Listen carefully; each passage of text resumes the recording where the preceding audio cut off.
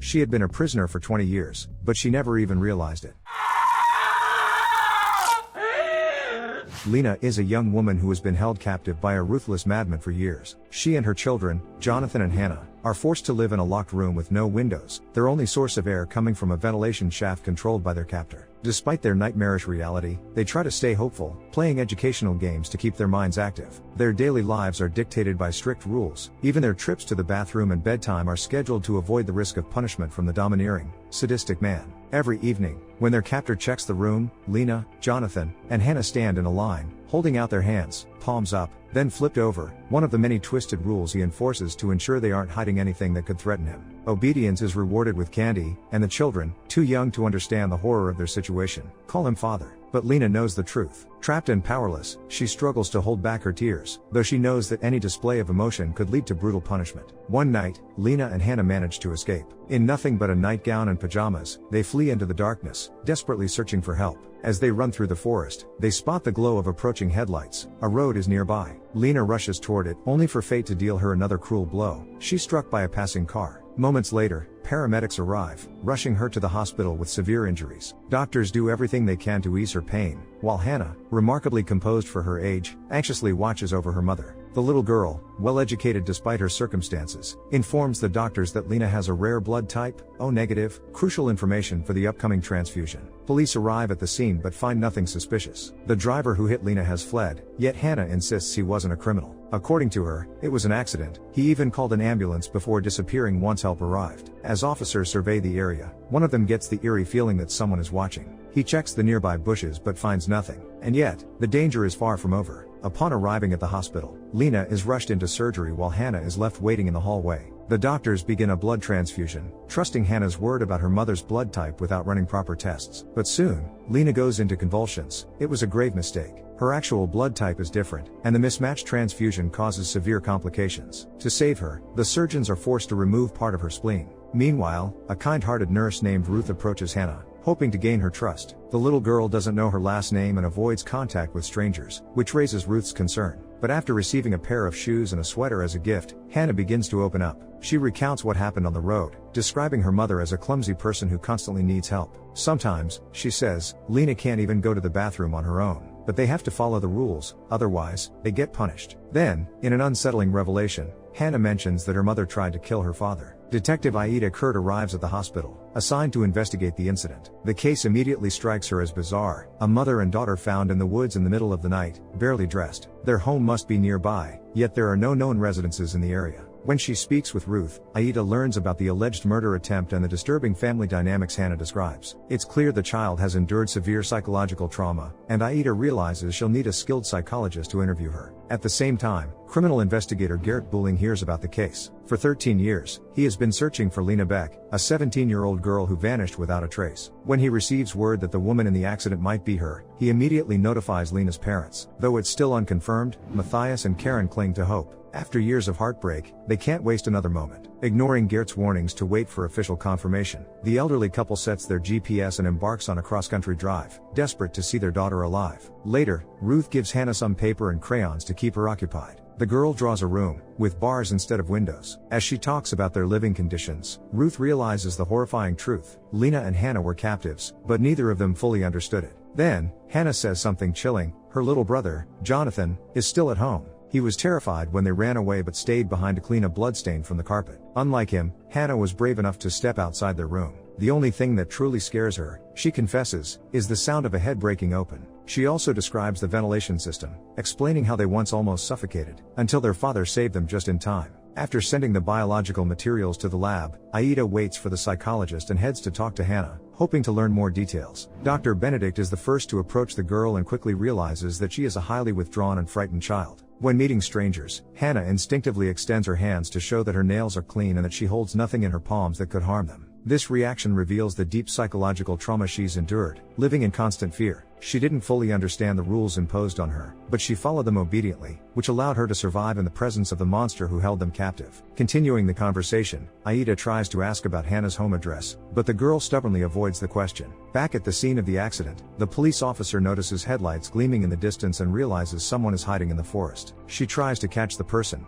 but injures her leg in the process, and the figure disappears into the darkness. Meanwhile, Matthias and Karen arrive at the hospital, demanding to see their daughter. Gert arranges the meeting with Aida and shares details of the case from 13 years ago. That's when the couple's daughter mysteriously disappeared, and they've been waiting ever since for any trace of her. Hastily rushing into the operating room, Matthias and Karen are confronted with the woman they believe is their daughter, but they don't recognize her. They angrily declare that this is not their Lena and are consumed with confusion and frustration. Just as they're about to leave in despair, they spot Hannah and, in a moment of stunned realization, recognize her as their long-lost daughter. Aida decides to talk to Lena's parents alone to understand what's going on. Matthias and Karen insist that Hannah is an exact replica of their missing daughter, even showing a childhood photo as proof. The woman in the ICU has a burn on her arm that Lena had, but the elderly couple is completely convinced that it's a different person. Aida suggests that Lena's parents go home and wait for the investigation results, but they ignore her. Matthias says he's not going anywhere, since his granddaughter is here, and he won't leave her alone. Before leaving the elderly couple, the police officer asks about Lena's blood type and learns that Hannah's mother indeed has blood type O negative, which suggests that the woman in the accident is not Lena. Later, Aida discusses the situation with Gert. She's upset that the police officer, who personally knew the missing girl, is handling the case, because she feels it's unprofessional. Gert explains that the officer's motivation is his desire to help, as Lena was a wonderful person, and he did everything to find her. Despite this, for 13 years, there hasn't been a single lead, and only this situation allows the case to be reopened in hopes of finding the real Lena. As soon as he gets the chance, the grandfather sneaks into his granddaughter's room to be close to her. Hannah is sleeping, but Matthias promises to do everything to take care of the girl and protect her from external threats. Gert decides to talk to the woman in the ICU. He notices a fresh scar on her arm, as if someone had tried to make her look like Lena. When the stranger wakes up, she insists that she's Lena, claiming that the voice of the maniac in her head forces her to say this. The woman is terrified that the criminal will find her and kill her if she tells anyone the truth, triggering a panic attack. As she dives into her memories, Lena relives the fear and horror she experienced. She was constantly afraid, her hands barely obeyed her, and sometimes she'd even lose consciousness, unable to cope with the psychological pressure. Meanwhile, the police head to the crash site with dogs to search for the place where Lena and Hannah might have escaped. Soon, the dogs find a tunnel from a closed military base, along with a piece of Lena's nightgown, indicating the possible escape route. At the same time, a police officer spots a suspicious guard working nearby. He shows interest in what's happening but leaves, avoiding most of the questions about his work. Ruth and Benedict visit Hannah to talk to her again.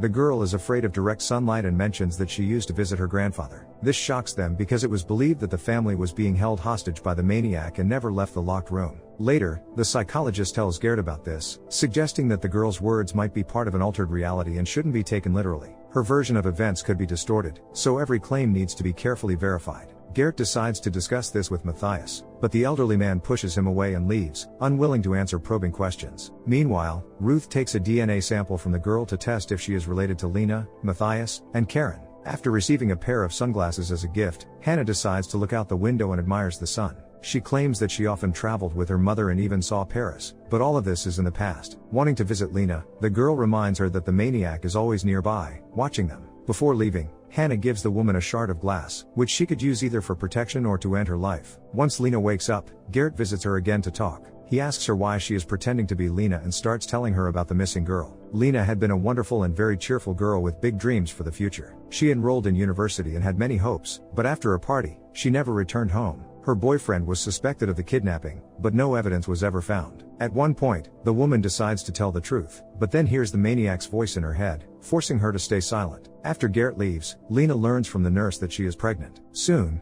Dr. Benedict takes Hannah to a children's clinic for psychological rehabilitation. Not wanting to let his granddaughter go, Matthias follows the psychologist's car, ignoring calls from his wife. Gert continues to doubt the girl's words, unsure whether she's telling the truth or not. He doesn't trust Matthias, but Karen is convinced that her husband is a good and honorable man, just deeply worried about the situation that's been going on for 13 years. Aida arrives at the scene and learns about the discovery near the closed military base. The entrance is strictly off limits, but she doesn't have time to wait or look for someone with authorization to breach the area. Ignoring the rules and hoping to find the little boy, Aida calls in the special forces to enter the base. A guard arrives at the scene, trying to stop her. The officer recognizes him as the suspicious man she encountered earlier on the road and asks him to stay for questioning. Disregarding the rules, Aida orders the operation to begin, aiming to find and rescue Jonathan. Moments later, an explosion occurs, and the police officer rushes to the scene. The squad leader stops her, asking her not to move, as they have found themselves in a minefield, and one of the special forces soldiers is critically injured. At the same time, it becomes clear that Jonathan is indeed somewhere nearby, as he can hear everything happening. As she once again dives into the past, the woman recalls everything that happened to her since the abduction.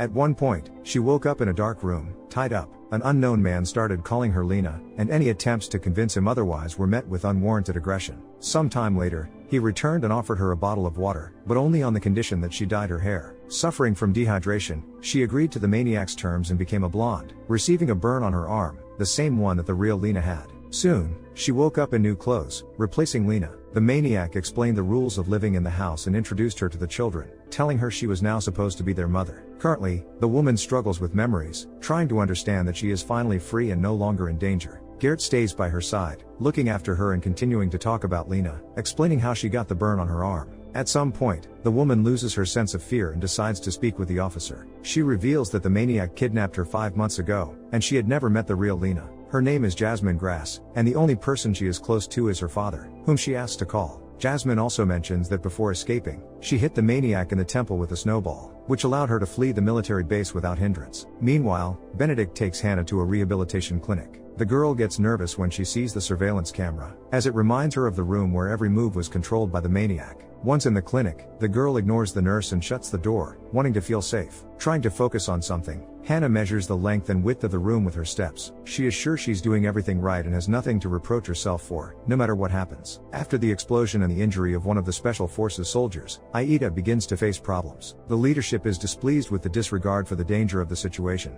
as the police officer did not obtain permission to infiltrate the secret military base. Such negligence led to the explosion and could result in even more serious consequences. Aida could be removed from the investigation, but she is ready to do whatever it takes to find and save the boy. She understands that Jonathan is still in danger and must do everything she can to prevent the worst-case scenario. The bomb squad arrives at the scene and carefully examines the area, detonating hundreds of mines scattered around the perimeter of the old military base. It soon becomes clear that the mines were not placed by the military, but by the maniac who had been living there all this time. Jonathan hears the explosions and hides under the bed, terrified. The only thing that calms him down is thinking about his family. After the explosions, the special forces discover a house where the boy is believed to be. Breaking in, the police find the maniac's body with a mutilated face and report this to Gert. During the search, Aida finds Jonathan and, gaining his trust, pulls him out from under the bed. After receiving a photo of the victim, Gert shows it to Jasmine. She becomes nervous, as she only struck the maniac once and has no idea where the numerous cuts on his face came from. Soon,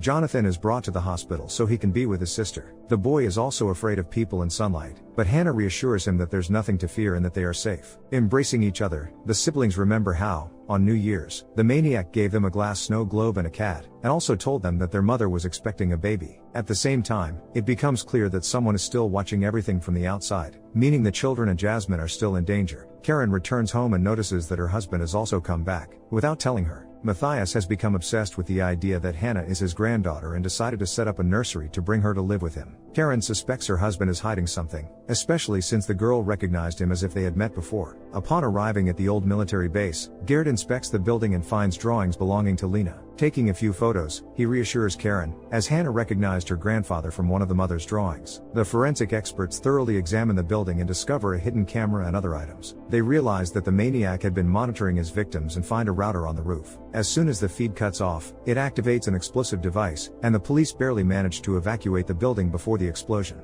Gert realizes that the investigation is just beginning, as the whereabouts of the real Lena remain unknown. Hannah, Jonathan, and Jasmine had been subjected to constant abuse, without fully understanding it. The maniac had created the illusion of a perfect family with rules and order, but in reality, the children lived in fear, trapped by a madman who controlled every step they took. Upon arriving at the morgue, Aida and Gert discover that the maniac's face was slashed by a shard from the snow globe, which contradicts Jasmine's story. Furthermore, he was killed with a blow to the back of the head, while Jasmine claims to have struck him in the temple. After evaluating all the evidence, Aida and Gert come to a horrifying conclusion. The children, Lena and Jasmine, had been held captive by several maniacs. Hannah and Jonathan have different fathers, which means at least one more maniac is still at large and must be caught at all costs. Is it possible to give someone a normal life if they've never known one? Hannah grew up in isolation, following strict rules, and sees that as normal. Can she adapt to a world that's completely different from what she's known, or will her past continue to shape her future? Share your thoughts in the comments down below, give a thumbs up, and don't forget to subscribe.